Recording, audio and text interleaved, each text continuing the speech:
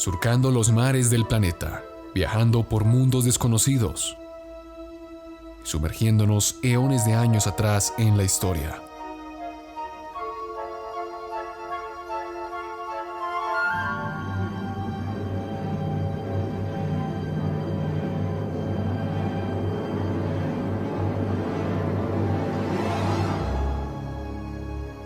Bienvenido, estás a bordo del Nostromo.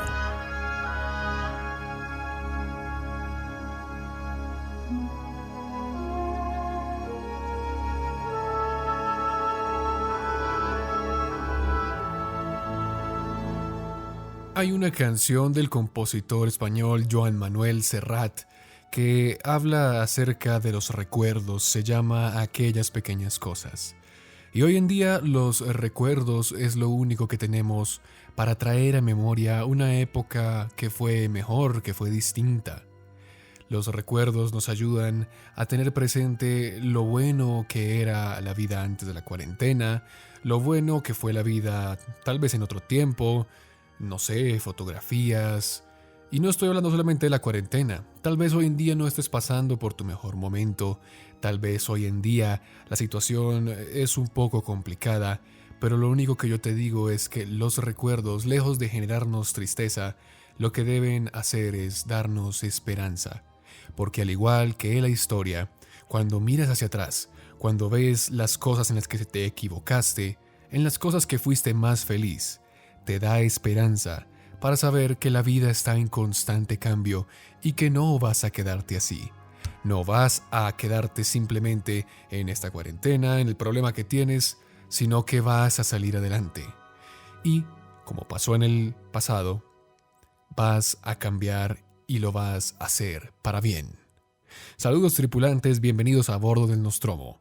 Yo soy Juan Manuel Correa, periodista y aficionado a la historia que los llevará a través del tiempo y el espacio en búsqueda de las historias más interesantes, más curiosas y más intrigantes que la historia de la humanidad nos tiene para ofrecer.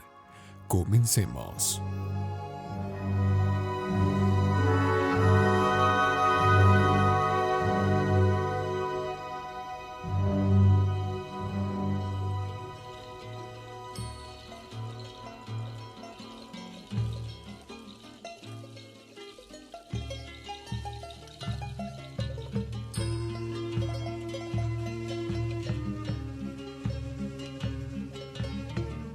Desde pequeño siempre me visualicé en el futuro como alguien parecido a Indiana Jones, aquel personaje interpretado por Harrison Ford en sus múltiples filmes, un arqueólogo que va en búsqueda de reliquias y mundos perdidos. Este tema siempre me ha apasionado, y en el servidor de Discord que tenemos con algunos suscriptores, a los cuales les invito que por favor se unan, el link se los dejo en la descripción, un tema muy recurrente es el tema de los mundos perdidos. Hay quien habla de la Atlántida, otro de Hiperbórea, otro de Troya y de la antigua Nínive, entre muchos otros. Y estoy de acuerdo con ellos, es un tema muy interesante y que llama la atención bastante a cualquiera que lo frecuente. Supongo que la curiosidad del ser humano por encontrar nuevas cosas está patente siempre y se demuestra en la búsqueda durante siglos de todas estas ciudades o naciones perdidas.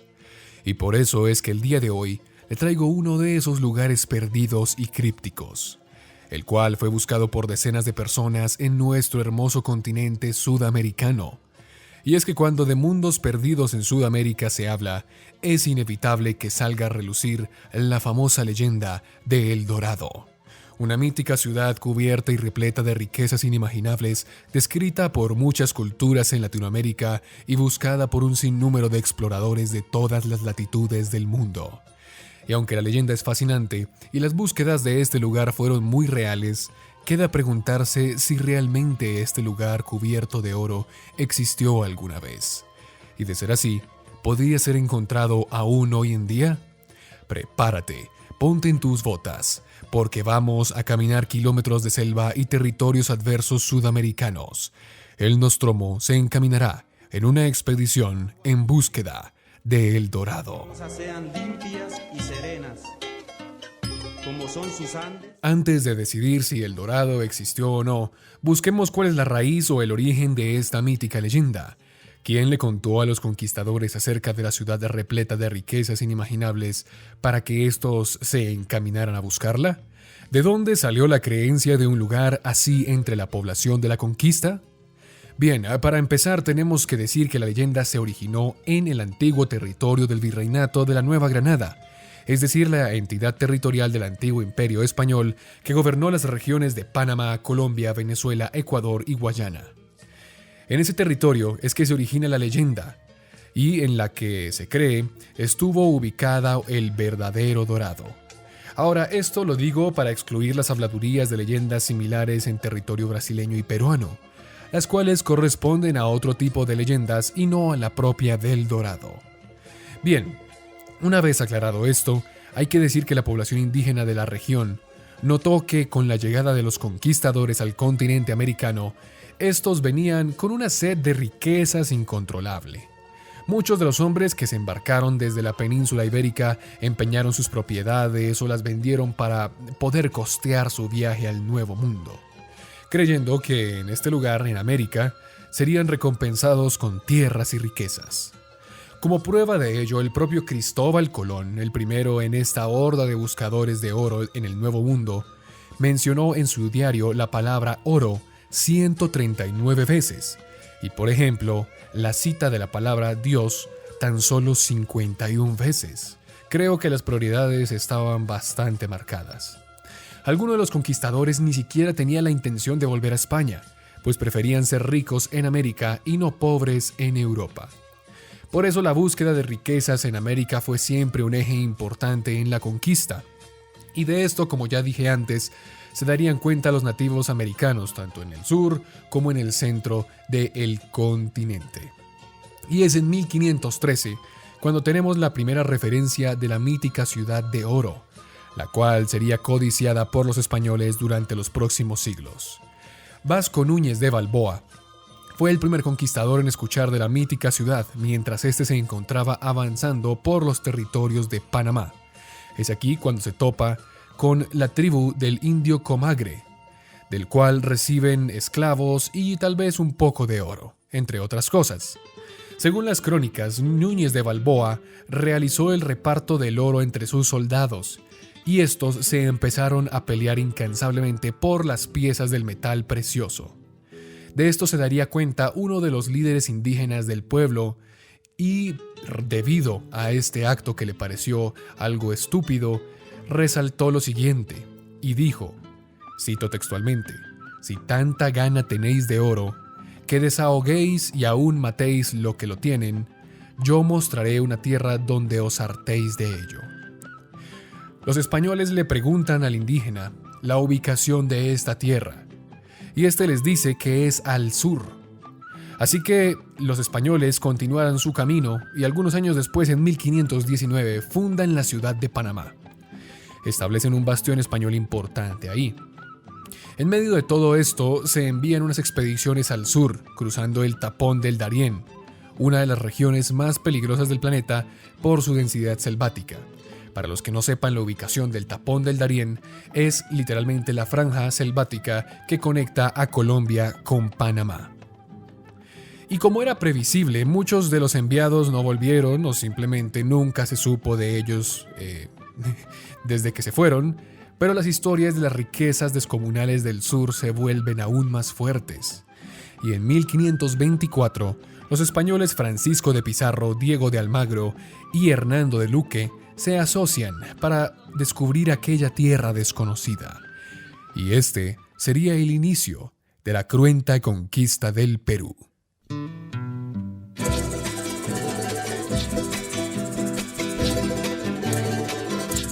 Pero bueno, vamos a dejar a un lado un momento a Pizarro y sus hombres y las conquistas del Perú.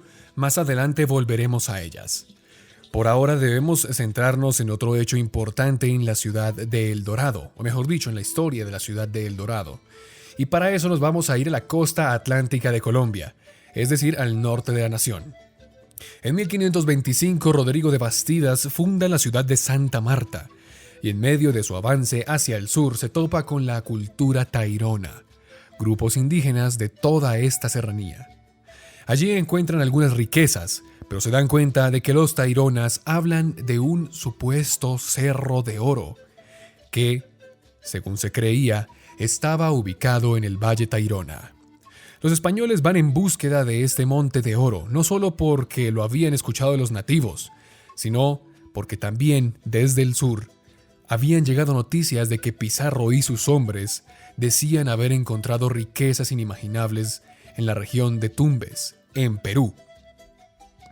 Pero se llevarían una amarga sorpresa, y es que no había tal monte dorado. Habían sido engañados, y esto va a ser muy recurrente, porque como dije antes, los indígenas ya se habían percatado de la codicia y la ambición de riquezas que tenían los españoles. Entonces, para librarse de ellos, simplemente les decían, se inventaban que en X o Y lugar, lejos de donde ellos estaban, había un lugar en el cual podían saciarse de oro. Todo con la intención de quitárselos de encima, como ya dije. Por lo tanto, este relato del Cerro de Oro tampoco se puede tomar como el verdadero dorado, pues fue uno de los múltiples engaños de los locales para quitarse a los conquistadores de encima. Sin embargo, las expediciones desde el norte de Colombia hacia el sur del continente se hicieron más frecuentes, debido a que la conquista de Pizarro en el Perú había dado fruto, y las riquezas encontradas en las ciudades incas eran totalmente reales, y todos querían una parte de esa tajada. Y es aquí cuando volvemos a la conquista del Perú.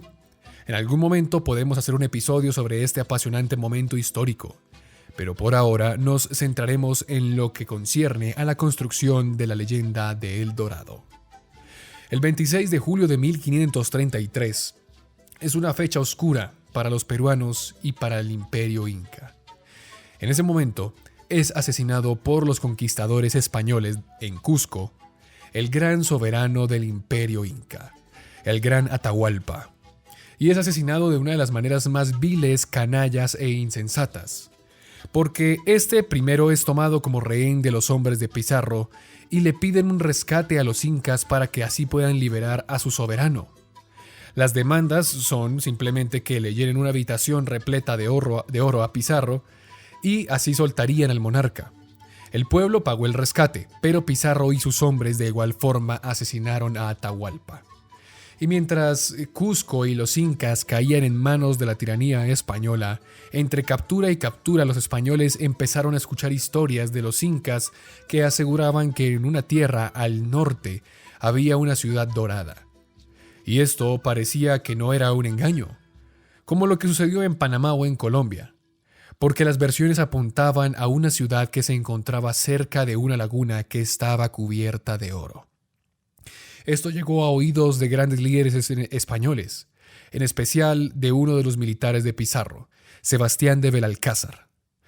Este emprendió un viaje al norte, al actual Ecuador, en búsqueda de más riquezas y, por supuesto, de subyugar a algunos pueblos nativos a su paso. Y es en este viaje cuando Belalcázar escucha por primera vez la verdadera leyenda de El Dorado.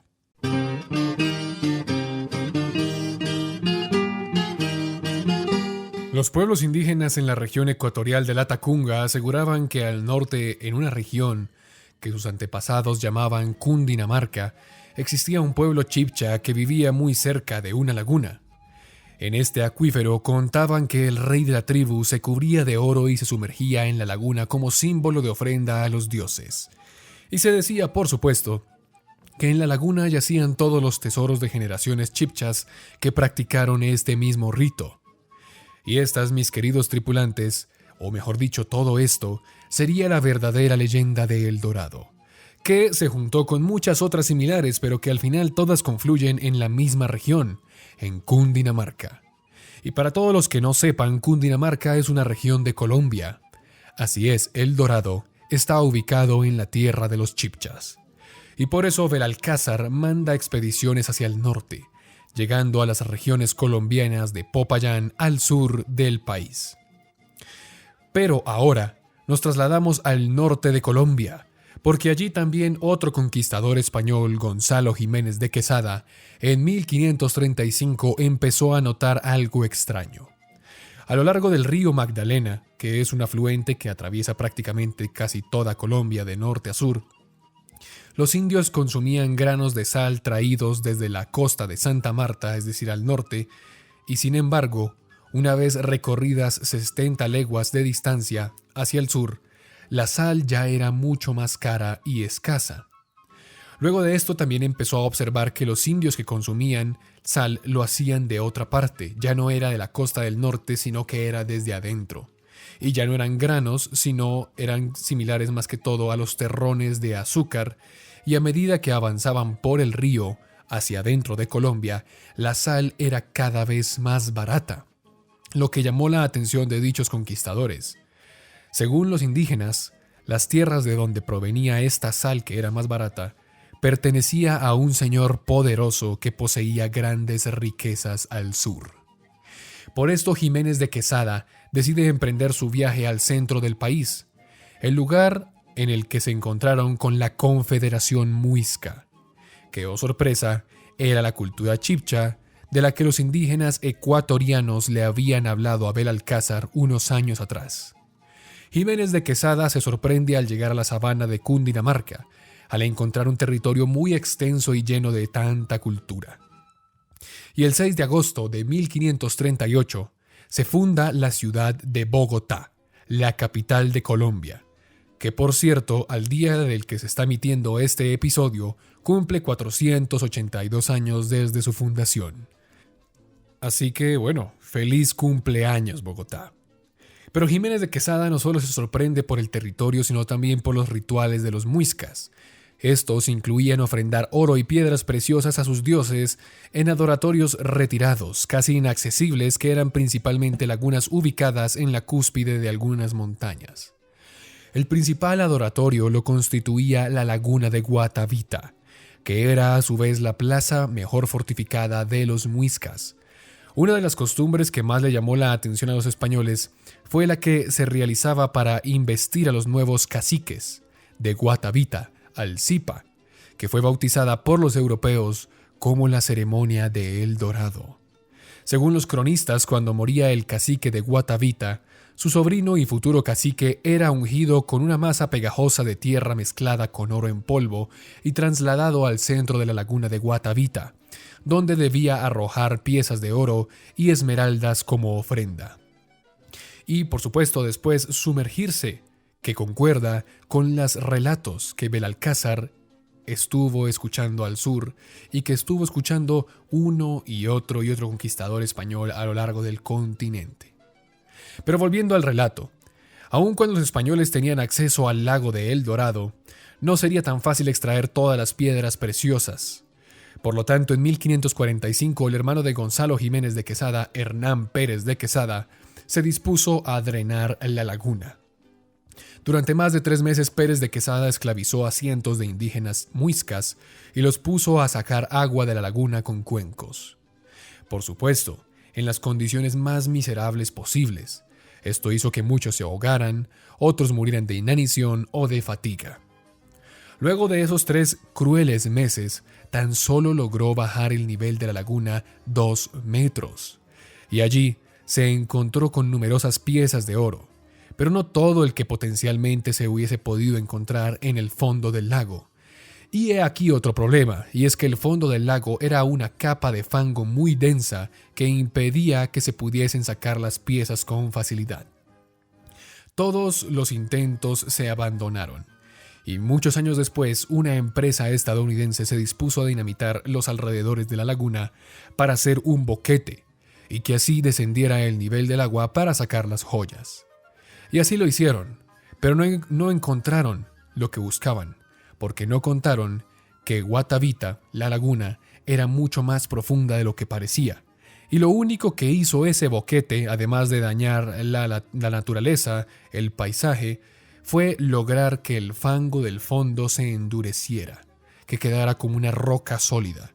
Y así le quitó toda esperanza a la gente de que pudiesen sacar las riquezas del fondo del lago. Y he ido a la laguna varias veces. Personalmente lo he hecho, vivo cerca de la laguna, de hecho. Y en el nivel actual en el que está, no es ni por asomo al original, y usted se va a dar cuenta. De hecho, la laguna que se ve del fondo de este podcast, la imagen que se ve del fondo de la laguna de este podcast, es la laguna de Guatavita. y no es ni por asomo la mitad de lo grande que era. Se va a dar cuenta que digamos que en el pináculo de la montaña del cañón se pueden ver árboles. Hasta ahí llegaba la laguna, pero con el boquete que hicieron los estadounidenses la drenaron hasta el nivel que está el día de hoy. Y es aquí cuando se nota la mano del hombre codicioso que destruyó una laguna tan hermosa simplemente por la búsqueda de un oro que nunca encontraron.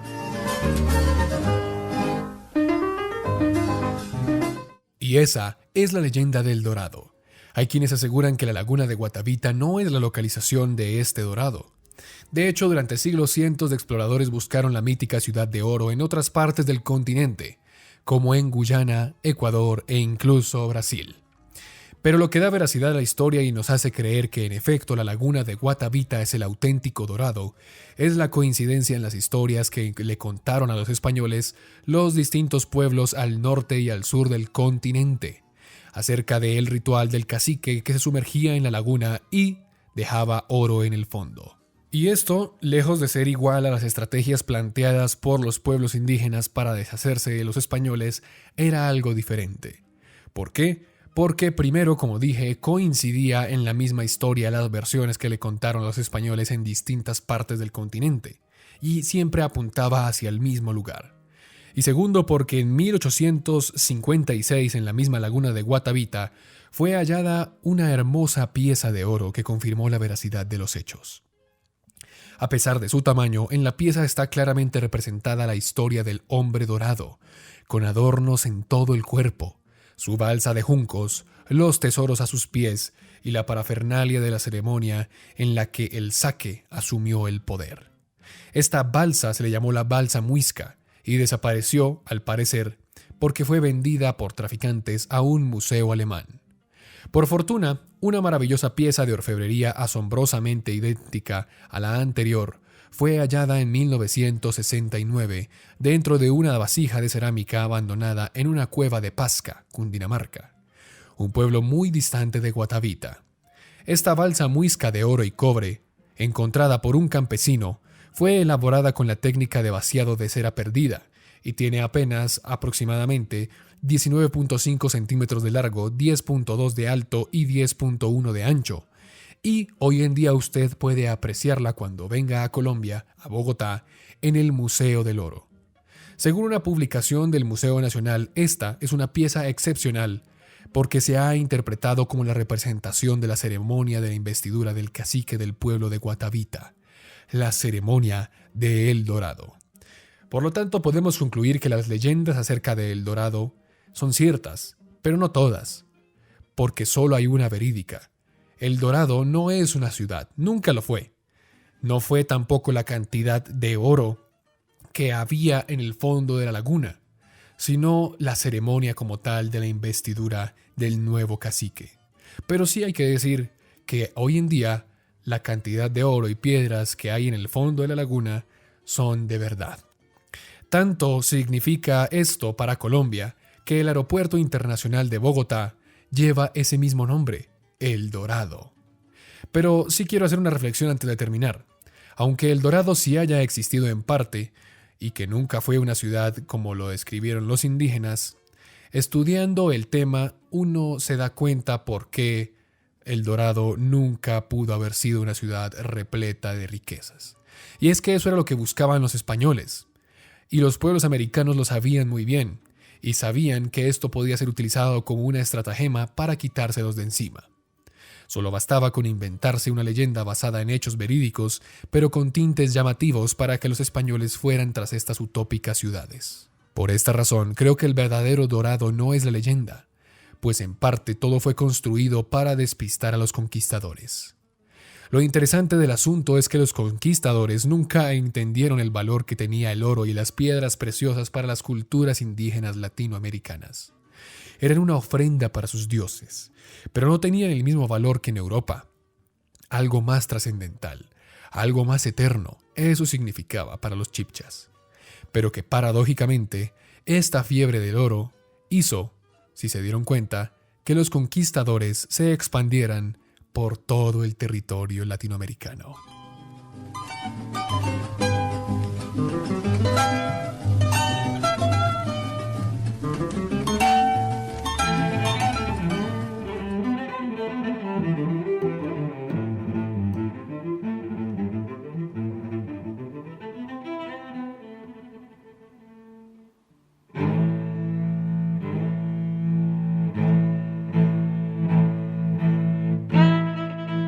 Y así llegamos al final de nuestro episodio. A continuación leeremos los comentarios que nos dejaron en la última edición de A Bordo del Nostromo, es decir, en el episodio acerca del contacto entre África y Europa.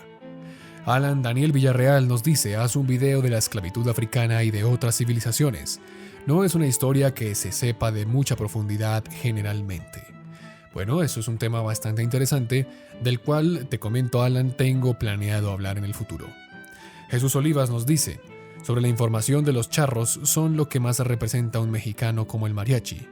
Un hombre con sombrero redondo y grande, con traje, con adornos y que monta un caballo. Bueno, es lo más específico que puedo dar acerca de un charro. Pero en resumen, un charro es un mariachi con las pequeñas diferencias en su aspecto.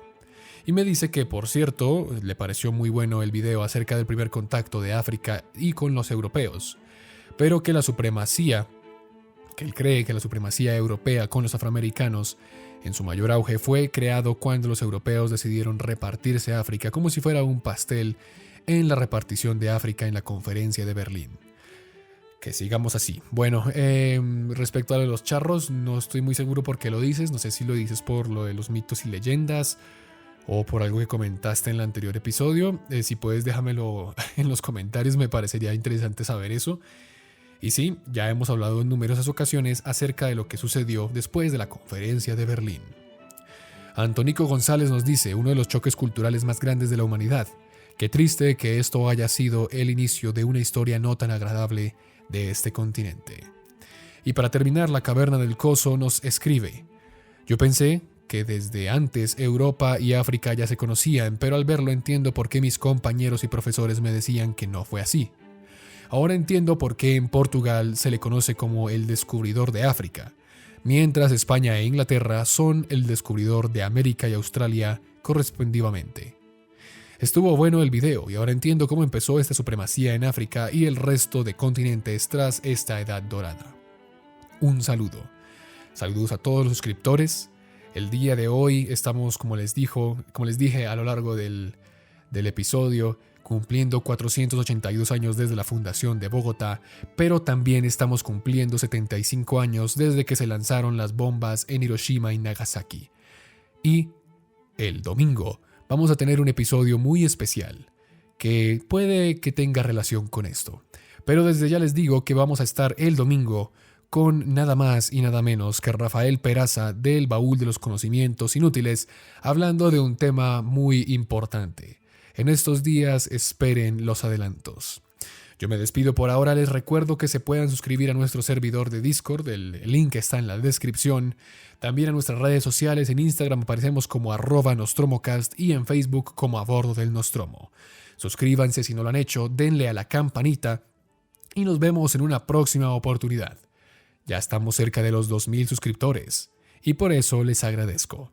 Pero hasta entonces, nos vemos en una próxima ocasión, aquí, a bordo del Nostromo.